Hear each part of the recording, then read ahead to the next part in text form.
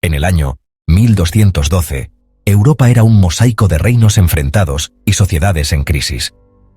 Tras el fracaso de la Cuarta Cruzada, que terminó con el saqueo de Constantinopla en vez de la liberación de Tierra Santa, la autoridad papal y la confianza en la nobleza sufrieron un duro golpe.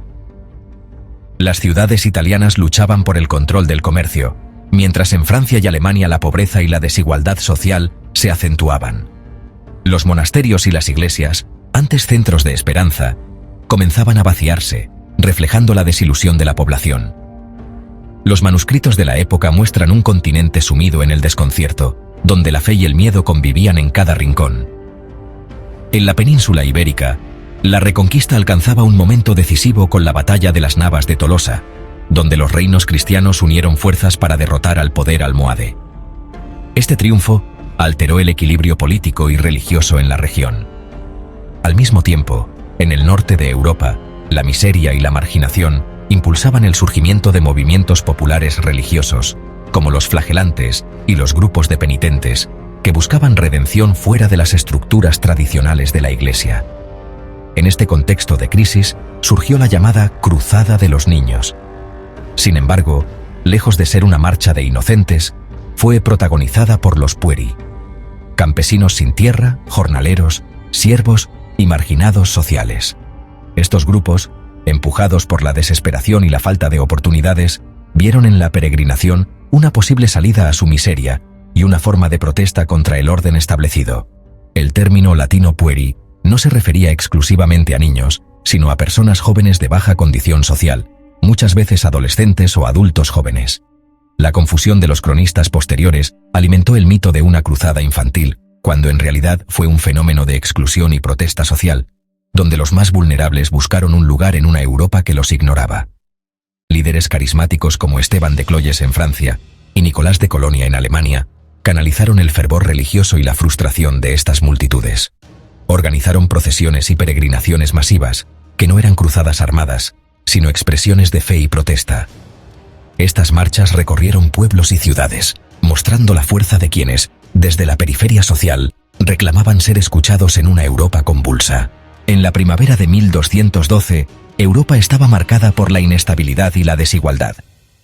En Francia y Alemania, la pobreza y la marginación social empujaban a miles de jóvenes y adultos a buscar esperanza fuera de las estructuras tradicionales. Los líderes carismáticos, Esteban de Cloyes y Nicolás de Colonia, surgieron en este contexto, predicando la redención y la promesa de una nueva cruzada, no armada, sino espiritual. Más de 20.000 pueri, jóvenes campesinos, jornaleros y marginados, no solo niños, respondieron al llamado. Guiados por la fe y la desesperación, se organizaron en grandes grupos y emprendieron la marcha desde regiones como Vendôme, Colonia y el Valle del Rin. Las rutas principales seguían los ríos Loira, Rin y Ródano, atravesando campos, bosques y aldeas. A su paso por ciudades como Colonia, Lyon y Tours, la multitud crecía. Los cronistas de la época, como Alberico de Trois Fontaines, relatan cómo la promesa de milagros y la esperanza de una vida mejor atraían a más seguidores en cada etapa. El viaje era extremadamente duro. Muchos caminaban descalzos, soportando el hambre, el frío y la fatiga. Dormían al raso, mendigaban pan en las aldeas y, según los testimonios, algunos caían exhaustos en el camino. El ambiente en las ciudades era de asombro, pero también de recelo y hostilidad hacia la multitud de forasteros. Los líderes, Esteban y Nicolás, mantenían la moral alta con oraciones y cánticos. Sin embargo, la falta de recursos y la dureza del trayecto provocaron numerosas bajas.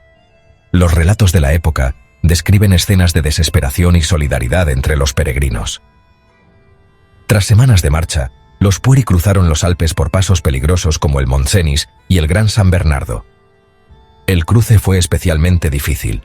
El clima, la altitud y la falta de alimentos pusieron a prueba la resistencia del grupo. Finalmente, llegaron a Marsella y Génova, los grandes puertos del Mediterráneo. En los puertos, mercaderes, cuyos nombres se han perdido, ofrecieron barcos gratuitos para cruzar el Mediterráneo, prometiendo llevar a los peregrinos a Tierra Santa. La generosidad aparente ocultaba una trampa mortal.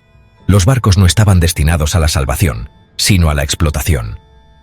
En junio de 1212, 7 barcos zarparon desde Marsella, repletos de jóvenes y adultos esperanzados. Sin embargo, 2 naves naufragaron cerca de Cerdeña durante una tormenta. Los sobrevivientes fueron capturados por piratas y vendidos como esclavos. Los otros barcos nunca llegaron a Tierra Santa. Su destino fue la esclavitud en Alejandría, Túnez y otras ciudades del norte de África. El sueño de la cruzada terminó en los mercados de esclavos. Los jóvenes fueron separados, vendidos y nunca más regresaron a sus hogares. Las crónicas papales y cartas de la época, como las de Gregorio IX, documentan la magnitud de la tragedia y la manipulación sufrida por los pueri.